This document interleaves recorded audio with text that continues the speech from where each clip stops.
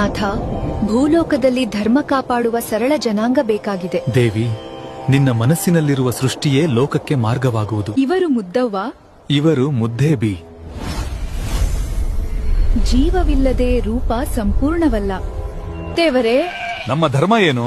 ನೀವು ಕುರಿಗಳನ್ನು ಸಾಕಿ ಪ್ರಕೃತಿಯನ್ನು ಆರಾಧಿಸಿ ಬದುಕಿರಿ. ನಿಮ್ಮ ಸಂತತಿ ಕುರಬಕುಲವಾಗಿ ಪ್ರಸಿದ್ಧಿಯಾಗುವುದು. ಪರಮೇಶ್ವರ, ಈ ಭೂಮಿ ಫಲವತ್ತಾಗಲಿ, ನನ್ನ ವಂಶ ಧರ್ಮದಲ್ಲಿ ಬೆಳೆಯಲಿ. ಇದು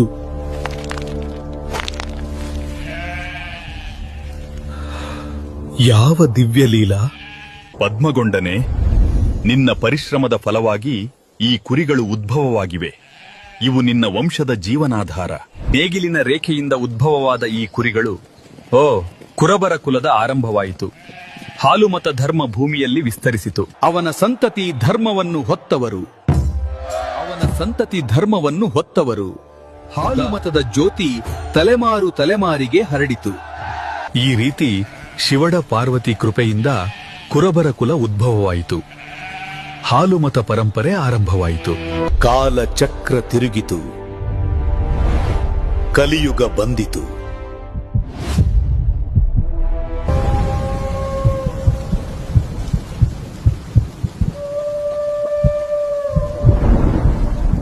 ಆ ಸಂತತಿಯೇ ಕಲಿಯುಗದ ಪವಾಡ ಪುರುಷಾದ ಮಾಳಿಂಗರಾಯ 7ನೇ ಅವತಾರ.